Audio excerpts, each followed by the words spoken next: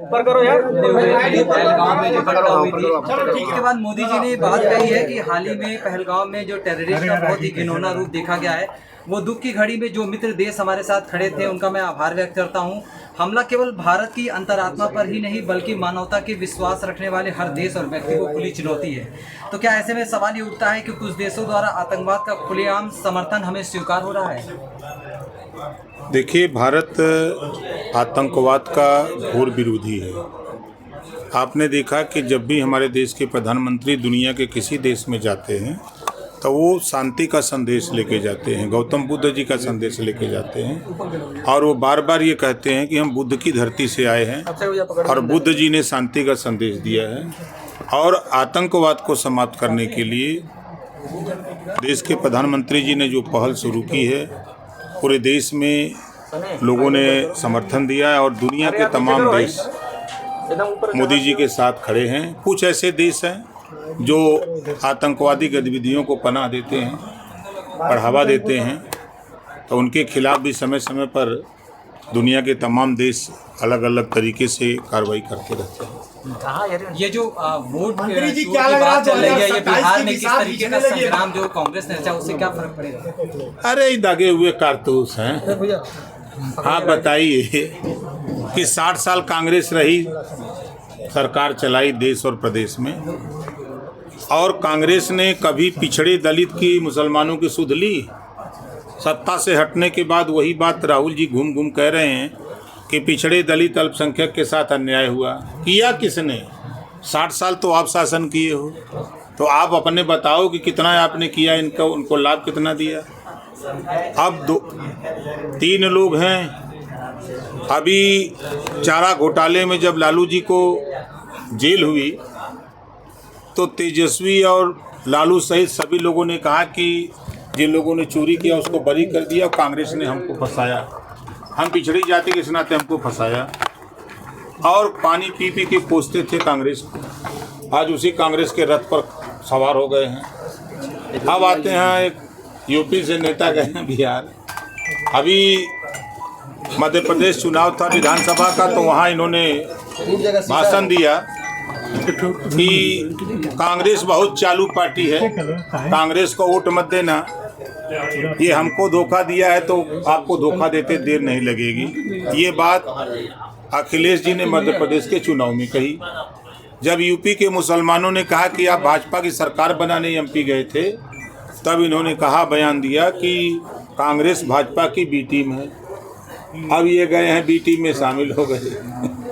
अब ये लोग भाजपा को जिताने के लिए, एनडीए गठबंधन की सरकार बनाने के लिए, ये सब लोग लाम बंद होकर के लड़ रहे हैं। अखिलेश जी बिहार में कहे कि अवध जीते हैं, मगध भी जीतेंगे। हमें तो मिलते ना हो, कहीं बाबू होतन तो वो 2 पूरी लेते। संजय निषाद बोल रहे हैं भाजपा से फायदा नहीं है तो उनको हटा दें।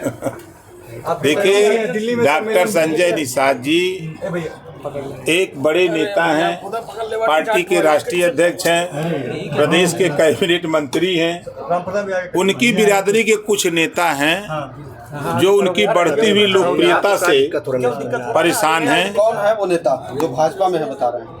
अब जो लोग हैं, हम नाम रजिस्टर लेके थोड़ा घूम रहे हैं कौन लोग हैं, लेकिन कुछ नेता हैं जो उनको रास नहीं आ रहे हैं डॉक्टर संजय निषाद जी, तो वो लोग डॉक्टर संजय निषाद के खिलाफ बोलते रहते हैं। तो उसी बात को उन्होंने कहा है। आप उनके सहयोगी हैं, आप उनके सहयोगी हैं, आरक्षण की बात करते हैं। अभी तक आरक्षण नहीं मिला, 27 का चुनाव नजदीक आने वाला है। निषाद समाज हमेशा देखिए, 2 चीज़ें हम आपके सामने रख रहे हैं। 1993 से सुप्रीम कोर्ट के आदेश पर पिछड़ों को 27% आरक्षण मिल रहा है। ये मिल रहा है ना?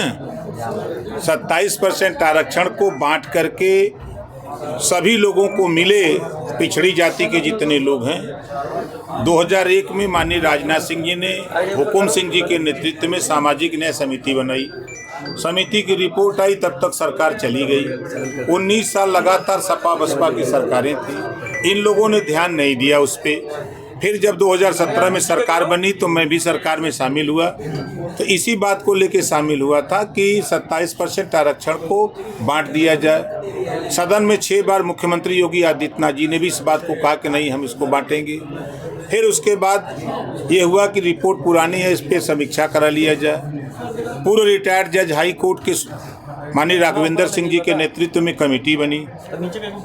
कमेटी ने समीक्षा करके दे दिया 7, 9, 11 7% पिछड़ा, 9% पिछड़ा, 11% सर्वाधिक पिछड़ा।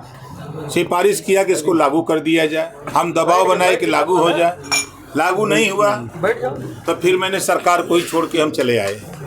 फिर देश में रोहिणी आयोग का गठन हुआ, रिपोर्ट आई और पूर्व राष्ट्रपति रामनाथ कोविंद जी के नेतृत्व में 5 सदस्यीय टीम बनी, उसकी भी समीक्षा हो गई। अब वो रिपोर्ट लागू होने की स्थिति में है कि 27% आरक्षण और 10% सामान्य वर्ग, 22.5% अनुसूचित जाति जनजाति। सुप्रीम कोर्ट ने कहा कि कोटे में कोटा, अब उसको लागू होने की तैयारी हो रही है। अब कुछ साथी एसटी की मांग करते हैं, कुछ एससी की मांग करते हैं, तो वो अपनी लड़ाई लड़ते रहें, मांग करते रहें, लेकिन जो आरक्षण मिल रहा है उसको लेने की भी तैयारी करते रहें।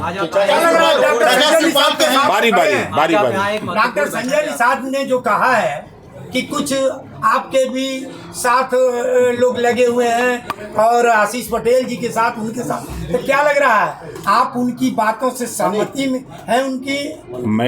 मैं कह रहा हूं कि कुछ जातियों के नेता हैं जो बढ़ती हुई लोकप्रियता से परेशान हैं। आपकी जात का कोई है उसमें? आपकी जात का? अरे हर जतिया में है कि हमारा जतिया का?